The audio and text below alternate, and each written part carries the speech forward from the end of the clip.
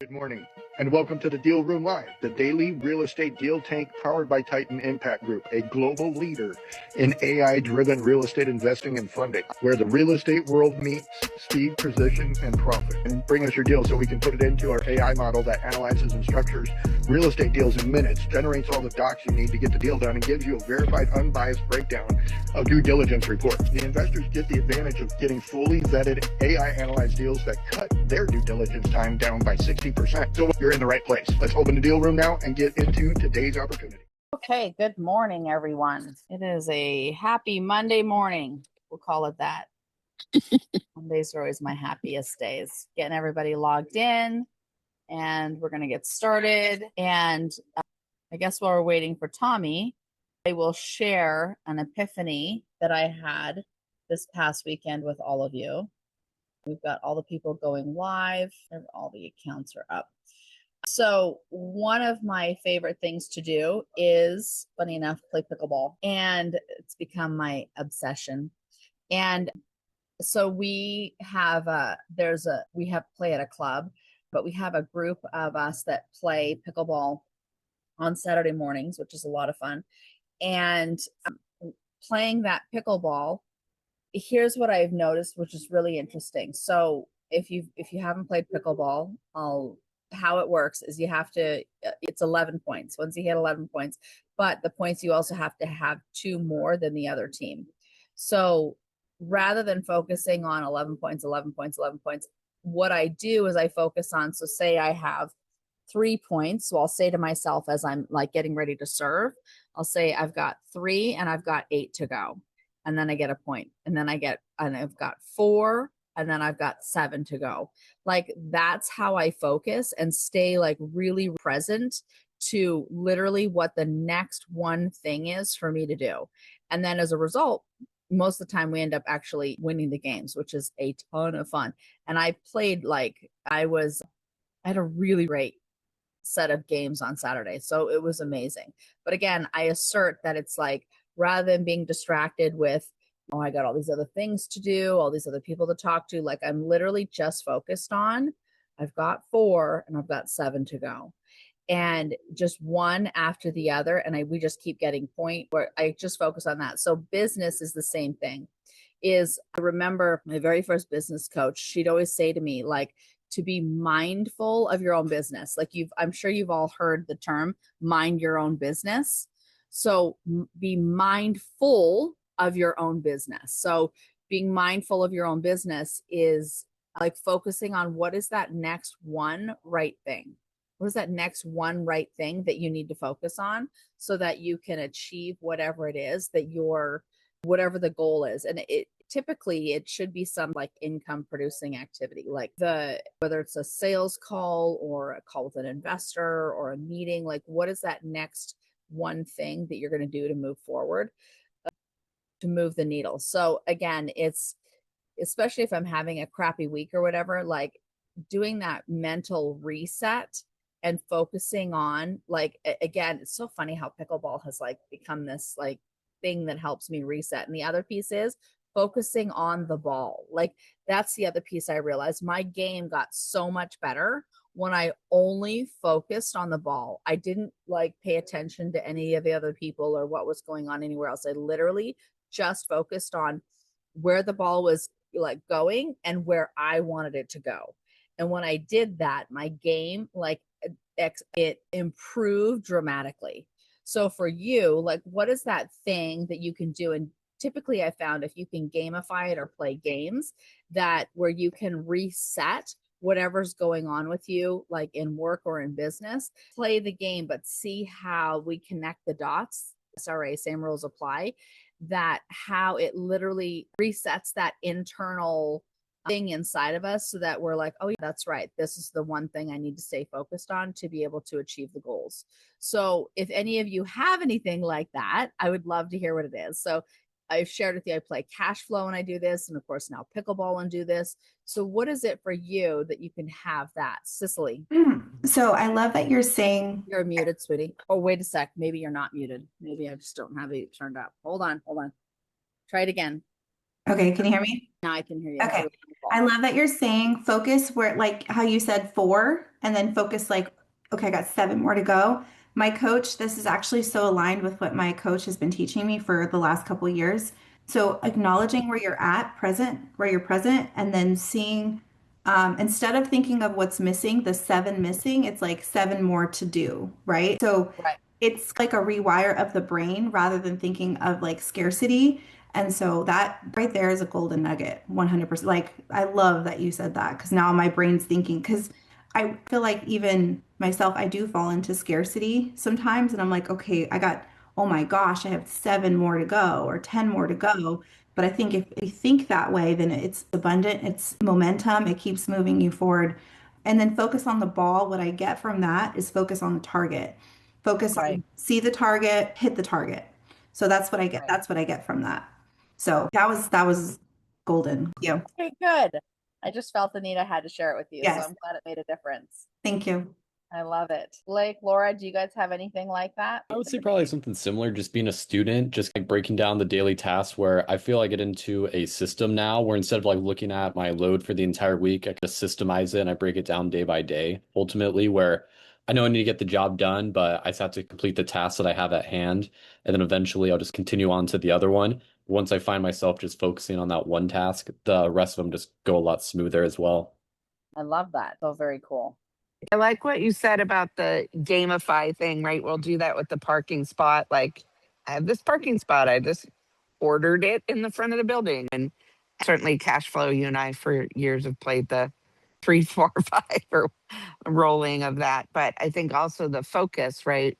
The in business we're taught what is it, where focus goes, energy goes, right? In the world of that, even focus has its acronym on follow one course until successful. And so I think it's easy to get our focus pulled in lots of different areas when we can narrow it in, tends to have the desired result we're looking for.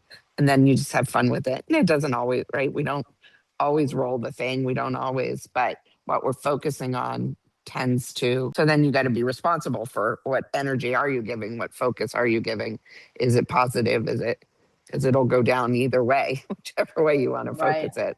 So that's cool. Okay, so Tommy is back. And to speak to this everyday life, that's possible to step back and reset and realign. As a matter of fact, one of the mentors that I had back about 5, 6 years ago, his name is John Lee. So he had a set of criteria to get through a day, and that was to understand that nobody's dead and nobody's dying. I'm not going to save anybody's life by doing what I'm doing today. And so to bring reality into perspective. But I have a different perspective because I worked in the medical field and as an emergency room nurse, like focusing on one thing probably meant that I killed 3 other people. Because if a stub toe showed up and I was just like, okay, well, I got to accomplish this stub toe, that heart attack and that aneurysm and that stroke over there are going to have to wait because I'm focused on this. And so in nursing, it became a matter of prioritization and delegation and understanding what you have as far as resources to accomplish all things. And there was another mentor that I had by the name of Sohail Khan. Sohail Khan was the king of joint ventures. And as the king of joint ventures, what he did was he would take the opportunity to work with people in the situation they were in and be a super connector in a way. But I paid into his program, and because he said he had secrets to the billionaire behaviors, and he gave out what was called billionaire behavior worksheets. And it was crazy about that worksheet. And Catherine's got one right there. If she hands it to me, I'll be able to show you guys. The billionaire behavior worksheet is literally just, it looks like a kindergarten teacher's daily planner, right? And what's crazy is, as simple as it is, when I went to the guy, I was pretty mad because I paid $5,000 for this. I'm like, bro, like what? This is, I've seen kindergarten teachers using this. Why? I paid $5,000 for a daily planner for a teacher. He's like, well, if it doesn't work for you, I'll give you your money back. He's like, that's what I use. I'm like, it was simple. All of a sudden, it became very simple. He's like, that's what I use. Like, if it doesn't work, I'll give you all your money back. Just try it. And sure as shit, when we tried it, it worked out. So it's literally 3 things that must get done. Boom. And then there's seven things over to the side right there that you want to get done that you might need to delegate it. And it even says list the tasks that would be good to do today but are not essential, right? So you have three must do's and seven should do's. And what he says is, do you have a written outline? Have you done your research? And have you eliminated to do's that are not essential? So like if you put something on there that's like call my mom today, that's important, but only if she's in the hospital. It's a must do if she's in the hospital or it's Mother's Day. But if I don't get to it by the end of the day, well, I know I'll do it tomorrow. I'm going to put it on something. I'm going to make it a priority tomorrow. It's prioritization. So my mom will understand if I don't call her. But will somebody understand when I don't pay them, when I don't send them a check because I didn't put it on the list? No, probably not. So resolving issues like that prior to and then ahead of. If you guys want more templates and tools like this, you can go to his Facebook group. It's called facebook.com/groups/joint venture group. And his name is Sohail Khan. He's a pretty amazing guy.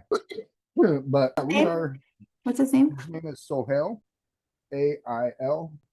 His name Khan. Joint Ventures. Yep. And then his Facebook group is facebook.com/groups/joint venture group.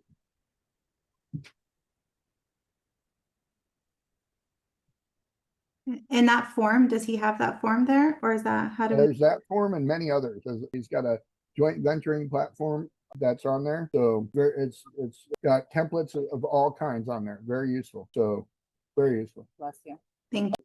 So Blake, we didn't get a chance to revisit the property you had sent out an email on. Did you get a chance to reach back out to him and do a little more digging on that? I didn't reach back out to him. I was gonna chat about that today because I just wanted to confirm like that was a property that we wanted to pursue because I just don't want to like just send a deal just to send it ultimately. So I just wanted to confirm that we still want to continue on with the Well, it's a cash flowing deal, right?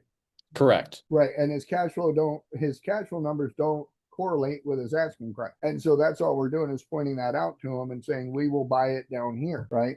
And so if we can buy it and the numbers make sense and the numbers tell you what to do. If they don't work, it don't work. And it's not going to work for them when they're being greedy. Period. But we never know. We don't know somebody's situation. Maybe he wants to cash out and move out. And so that's why we would offer the price of 2.1 is so that we can do what we need to do. I think it's unplugged over there. Or no, you're good. I unplugged it on accident. Not on accident, but I didn't plug into it. Anyway, that's Alex back there. He's getting the morning Joe going. So anyway, the project, I think it was what is it again? The car wash. Oh, okay, the car wash. I've got a guy that can properly appraise it and get all the stuff figured out for it. And he's with First Choice Realty. They're represented by a real estate company, right? I believe so. Let me pull up the name of it. I think they were with JLL or something like that. What we want to do is get Dr. Fernando Acosta involved. He's a business broker and he can reach out to him and say, listen, this is where this needs to be. This is what we're willing to offer. And we can actually get Dr. Acosta involved. So I think that's our next move is to set up the appointment to call and talk to him. Okay.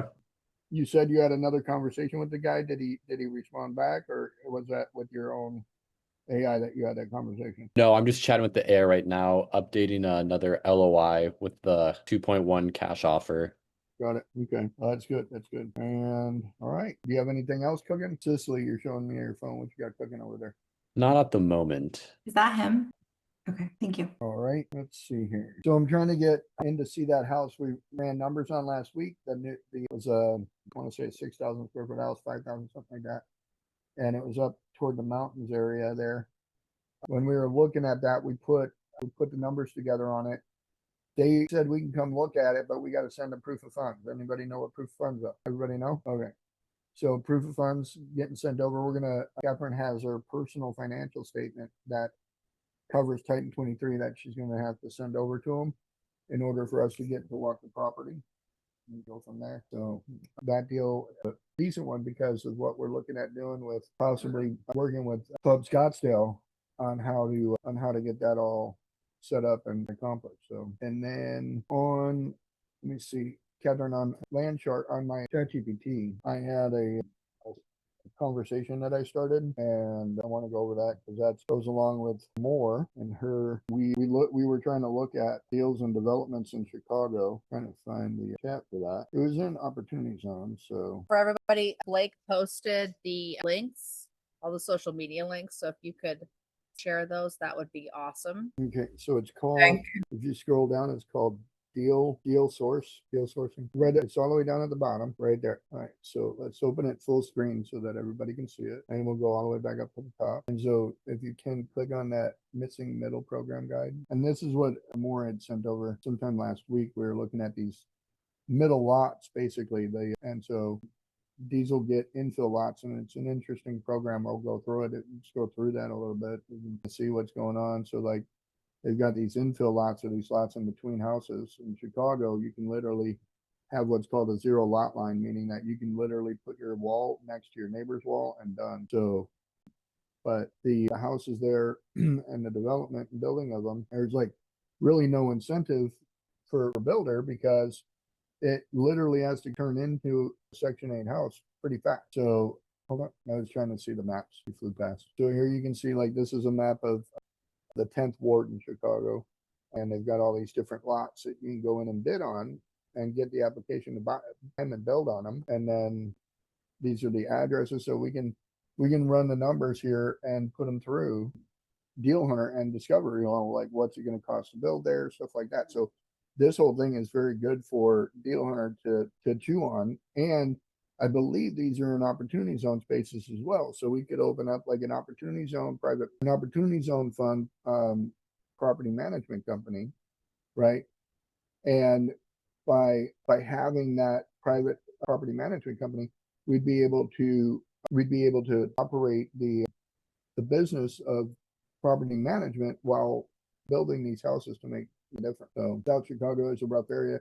My uncle was a police officer in that area, so I grew up hearing all the stories about South Chicago and Harvey, Inglewood, all that. So Oh, really?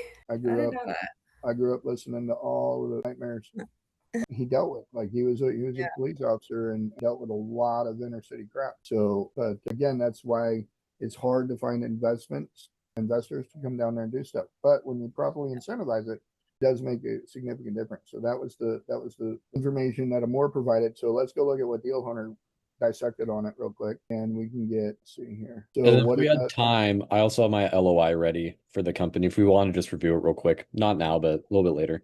We can do that. I'm gonna actually have what we'll end up doing is, why don't you go pull up Dr. Fernando Acosta, and when it's your turn to share the screen, we'll review how to get a hold of him and pull him to the table. Okay. And we'll review the LOI as well. So missing middle program guide, a strategic breakdown for deal hunting and development. So basically what it does is for us, what we can do is we can find discounted land, get public incentives, like I think one of them says it's for $1. You can right there. It's selling vacant lots for $1, and they'll provide up to 150,000 per housing unit. So if you do a 2-flat or a 3-flat on one property, you're getting $300,000 to $450,000 because you're doing a 2-flat or a 3-flat house, right? So it's a public-private infill redevelopment strategy. And so here's where the big opportunity is. What we can do is we can source the development sites for $1 per lot. And what this does is it basically gives us the ability to leverage our position because we own the land, we control the dirt. So other things that we can do is, as you can see here, the city offers $50,000 to $100,000 per unit in reimbursement grants, meaning you got to put the money out to get the money back. And then there's, it says build a repeatable development machine, meaning once we figure out how to do it, then we can pump through this. It says that there's over 300 units already underway. So first round of developers have already been selected. So like this is already in progress. It's not and we can probably do some research behind it to see what else is going on. So here Deal Hunter is going to give us some strategies. So we've got all these things that we can look at and do. I'm going to send this over to you more after we get done. And then here's what some of the builder and contractor opportunities are. So we can get into being a GC up there again. I think I still have an active license in Illinois. What builders should we target? So small to medium sized urban infill builders. So That was basically what my dad was. We can go after some of the minority owned builders and advertise for that. Or we can get into the modernized stuff like the modular panelized construction. So like building, there's a variety of products I can think of right now, but shipping containers, the Herky wall system, these would all be great for Illinois. The real estate strategy angles, build strategies, best strategies would be build to sell. And then what we do is we put that on a owner occupancy type situation. And then they sell the rest of the units or rent the rest of the units. We've got a house hack product, which I just described, and then the build to hold situation or build to rent. Like we can do a build to rent for sure. Merchant development is that we build entitlement development pipelines and sell shovel ready projects to larger developers. Like that's a different spin. We go in, we buy the land, we get it all set, we put all the things to it and sell it as a package to somebody. So we can get the construction loan with the city subsidy, like that'll back up the loan. We can do a private money and then do a reimbursement. Or we can just go and try to get the JV equity structure set up by having somebody involved doing that side of it. And then we come in and back them up with our knowledge and know-how. We keep going down. So doing some quick underwriting. If the land cost is zero, and then we get 50 to 100,000, 150,000 in public subsidies, then what we end up with is understanding like how we can make money out of that. And then here it shows the neighborhood target intelligence. South Chicago, West Englewood, and Englewood are important because like they show you some of the things that have popped up there. We've got a variety of jobs coming in the area, and we've got hospitals in the area. We got retail development going on. The lots are already zoned for a variety of uses that we can build on. We'd have to look up what those are: RT4, RT4A, B23, stuff like that. We could build a deal hunting machine. So put together a builder network, get a funding division set up for this, set up the community relations arm to this. Like if we had somebody actually in Chicago with boots on the ground. So hidden opportunities most people miss is that adjacent private parcel acquisition, meaning like the low hanging fruit, the neighbor whose property is about to go under because he's just not put any money to it for 30, 40, 50 years. We can probably buy the property next door and expand and do what's called cross parcel building. We could buy 2, 3, 4 lots in a row and build multifamily and then get that incentive 50 to 150K a unit, right? So some of the major risks are the environmental liabilities. The city transfers the land as is with all faults, and that includes any environmental indemnification. Meaning if there's a dead body on the property, you're responsible for it, like legit. Oh, goodness. Okay. It is. It's 100%. Because what's crazy is in Chicago, they used to bury people in people's backyard. And so you end up doing some digging, you find some bones, and you just found Jimmy Hoffa. You're stuck on that property for a minute.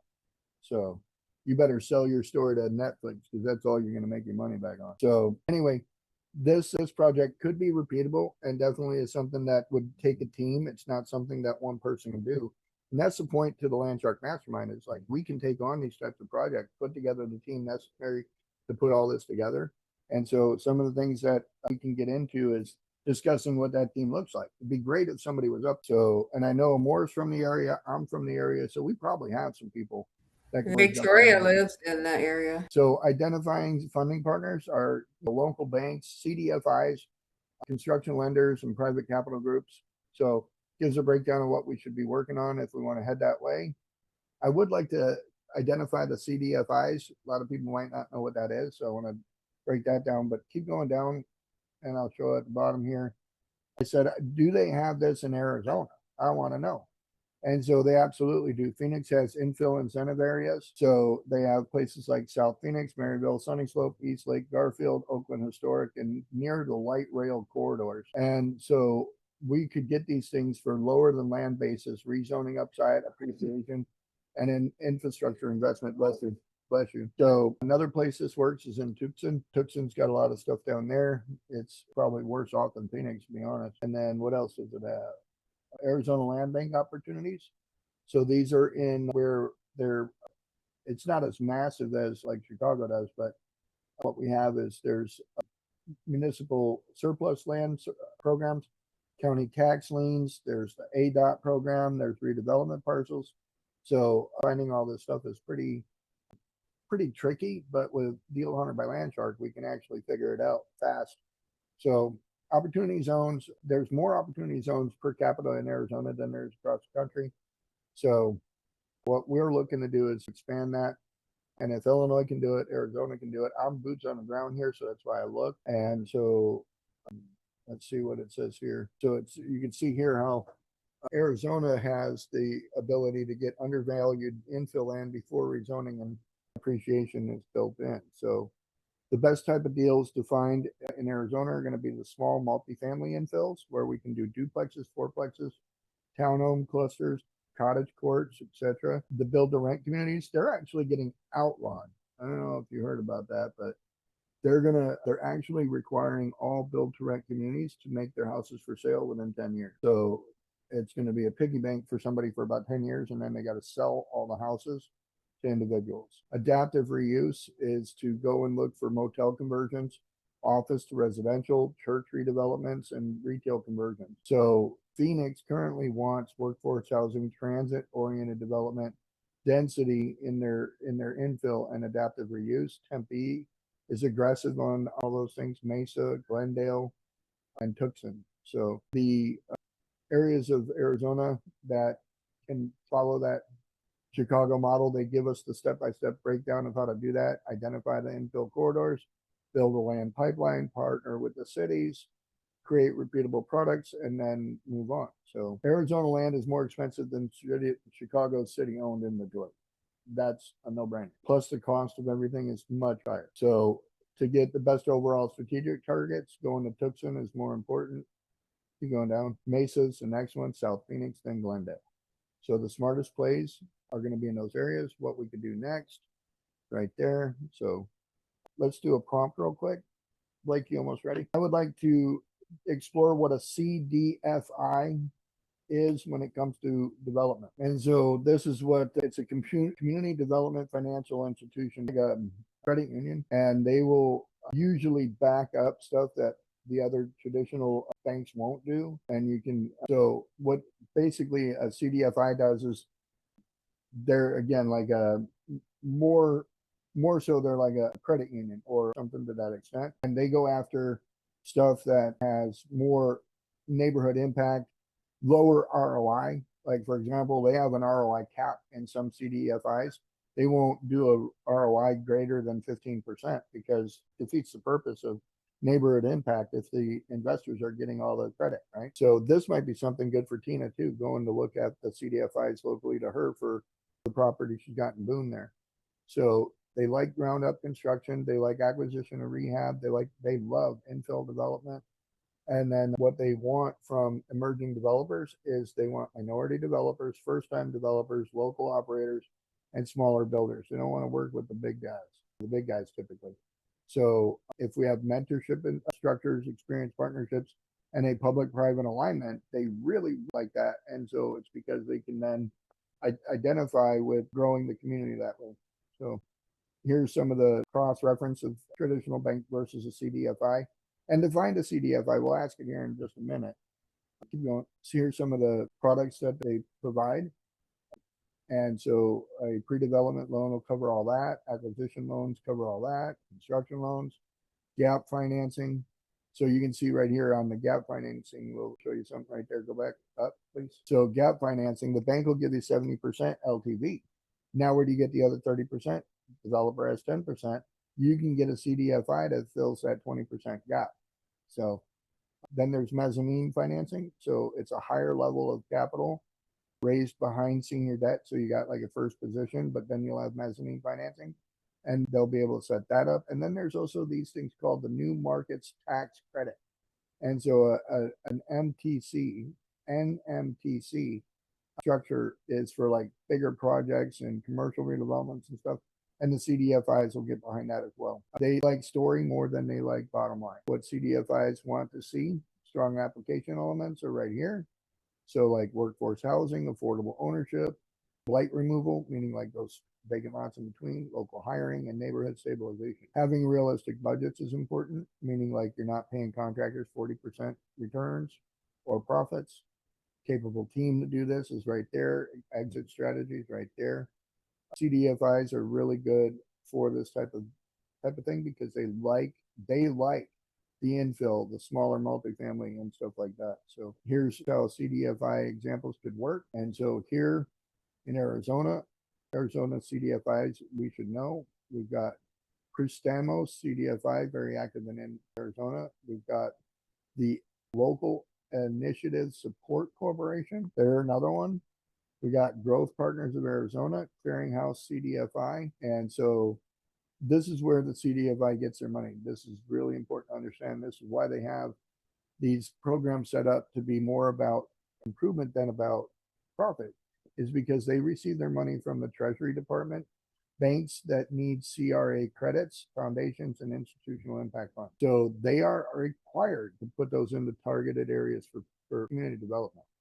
So there's a lot more reporting requirements. There's slower process. There's mission alignments that matter. So in what you're doing, if you're really mission focused, then a CDFI can work really well. So if you really want to understand CDFIs, you can deep dive it a lot deeper here, and that's about it. So any questions? Anybody got any questions about CDFIs or this program in Chicago? More, what do you have to say about any of this? I started looking at some lots and stuff, so I just need to look deeper at those. And then some lots that were on the land bank and run it through Land Shark to see if the lots even make sense or whatever. Well, with them being free, they're $1, right? What we got to come up with is how much are we going to spend to build there? If we build a 3,000 square foot house that had 1,000 square foot each, and it's a 3-story, 3,000 square foot house with 1,000 square foot deals like that, could be anywhere between 150,000 and 450,000 in subsidies, right? Okay. They're reimbursement subsidies, so we'd have to build it first, then get reimbursed. Got it. And so that's definitely something that a fractional situation could be. Yeah, that's true. Sure. Okay. Thanks. But building a team behind that in Chicago could be a big possibility, very big. And then having the ability to, because it's mostly documentation more than anything. And so if we could come up with a way that we could blueprint it and permit it for a 3-story and then sell that off as a project, that would be the goal. I think that would be the ultimate goal. Okay. That makes sense. Builders don't want to jump through all those hoops. So if we can solve that problem right there, that's the hoop to get through. Okay. Why are we kicking out all the note takers? They're dropping off because the free ones drop off after 40 minutes. The what? They're free accounts. They drop off after 40 minutes. It's not us kicking them out. Oh, I was just checking. I, again, just trying to see why they're disappearing. I don't know. All right. Anyway, Blake, you got this LOI. I'm sure your screen. We'll take a look at it, and then we'll deep dive on how to get a hold of Dr. Costa. Okay, it's with M&M going down. Okay, so we went 2.1, and it's based on the underwriting showing that, okay, you want a 90-day due diligence, not a 30. Okay, I like all that. As far as says buyer proposed closing, we made that 30, and then got to put in there it's contingent on the lease, verification of the lease with the car wash people, because we're not buying the car wash business, we're buying the property it's sitting on. Correct. Okay, so put that in there that we're going to need that. Which section should I put that in? It's going to be a separate section. So I would take this back in the Deal Hunter and say, okay, we need to add in there that all leases, all income possibilities, everything has to stay in place and transfer. Right? Remake the LOI, everything there looks great, but what's missing is that the lease for the car wash and the owner for the car wash needs to have valid leases, and they have to be in place with no risk of losing the lease. And we need that verification and documentation prior to signing a PSA. And then did you go ahead and send that? Did you do the math on it to see like where he was at as far as cap rate and all that? With the updated price? It said 12%, but let's see what the math actually worked out to. Right, but go back down right there. All right, so boom, boom. All right, so we don't want to tell them that the cap rate's 12.1. We don't believe their NOI. That's what we're having an issue with. Okay, because essentially if we lower the cash offer by almost from 3.7 to Well, 2.1 that increases the cap so rate. keep going down. Let's look at the DSCR score, right? Because right here on DSCR, well, the annual debt service wouldn't be zero. It'd be based on 2.1. Let's say we're borrowing the full 2.1. And what is our DSCR score on that? Okay. So keep going down. So risk adjustment is a 12% required yield. We can go do a little research on what the yield should be on a car wash. So, but we believe they're more around 150,000, which is why we think it's a 7.2 cap. Okay. See the difference now? I do. So here's the other part. The company was founded in 2021. So this is not a national credit triple net. So like your risk, like this guy could go and get a drug habit tomorrow and you're done, right? Your tenant's out. So keep going down. All right, keep going down. All right. So it probably rewrote the LOI. Let's redo the economics on it real quick. We want to rewrite the economics. We understand that they're saying it's a six cap, and that's why they're justifying the $252,000 NOI at that price. We need proof that the NOI is $252,000 a year. And then what we want to do is we want to know if we did a $2.1 million commercial note, what is our DSCR based on that NOI? And the 2.1 is going to be at 7.5% interest over 25 years, commercial note, and it's a balloon. So with it going through and hashing through that, we got an appointment that's going to start here at 10 o'clock. So right here, the loan assumption showing it right there. Annual debt service is at 186 with a 252 stated NOI. Keep going down. You're going to see that you've got a DSCR of 131.35. So that's at that's at the price of 2.1, right? So if we take that back up to 3 something, you're going to see that the DSCR score goes to shit. Keep going down. Keep going down. Okay. So our price is justified based on the idea that we need to cover our debt, right, to run it. And based on the number he's providing us, if we had full debt on that $3 million price, there's no way to cover that debt. We'd be paying for them to be there, right? We keep going down. It's probably why they're selling. Most likely. Keep going down. Keep going down. Okay. All right. And now ask it. Ready for this? Go ahead. All right. So we want to know what the cap rate is on a commercial property that is a car wash. What should a car wash cap rate at? Unverified NOI, weak lease proof, environmental and equipment risks to where we're at now. So I see that. young operator, limited financial disclosure, specialty use risk. Cap rate's got to be at 9 minimum. So let's go see if we can find let's go see that one. And again, like the 2% annual increase is that's not strong at all. No. What does it say? My cap rate opinion. What does it give us? Fair risk 8.5 to 10, right? And so the value at a 10 is 2.5, right? And so with a 12, go down a little bit more. At a 12 cap, it's 2.1, right? So we can tell them that's why. And so rewrite, ready? Do it one more time. Rewrite the LOI and point out that the reason why there's a 12% cap rate is because it's risk adjusted cap rate for everything else. The 6 cap would be if it was a national credit, AAA rated credit rating car wash provider, and this is not. This is somebody who started in 2021. There's no proof of their NOI. There's no proof of it being able to scale or expand, and we know that the facility is outdated. And if the current provider was to, or the current tenant was to vacate, we would have to reconstruct or repurpose the entire property. So make this why our offer is at 2.1 and 12%. And so there's your LOI. Let's go ahead and prompt it again. I would also like to start looking for Dr. Fernando Acosta of First Choice Realty to assist us on putting together a purchase sales agreement for the guy. So please provide us with a way to contact Dr. Acosta. So I think, let's see what it's, I'm going to scroll back through the LOI while that loads. You can do that. Well, it's just verifying. That's not the LOI. It's just verifying everything. I think your LOI was down there in the soft box. I think it created in the ChatGPT and also created a downloadable piece of it. So it has both. Go ahead and go down right there. It shows like, this is the email you need to send them, right? That's what the email is that you would send them. Hey, how we doing? Come on in, partner. How are you? Good to see you. Good to see you. I'm just finishing up my podcast. I'll be right with you. So you can do that LOI, and then I would not put you could put all those words in there and all those to give them an understanding of you're not a rookie. You are a rookie, but not. So here's Dr. Fernando Acosta's info. As a matter of fact, we have a meeting with him tomorrow, right? Or what day? at 8 a.m. I got an email on it this morning, so So do you want me to hold off on sending that LOI until? let's see if we can get a hold of Dr. Acosta. Okay. That's what I'm thinking. 8 a.m. It's not, where did it go? Is it on there or no? It says it is, but then I look and it's not. Oh, it's 8 p.m. Who made that? It was me. We were standing in the driveway. Okay. We'll just change the time, right? Okay. So I think that's about it. We got about a minute left.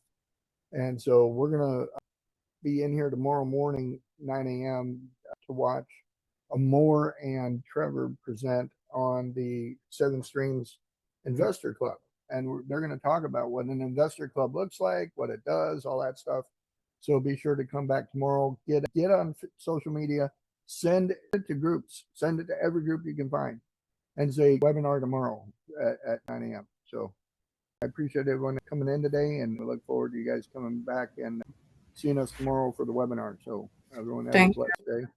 All right. Thank you. I'll wrap it up with a prayer. Heavenly Father, thank you for the blessing of this day and the blessing of all the people in here doing this, so that they may be able to do your son's will. In your name we pray. Amen. So thank you, everyone. Have a great day.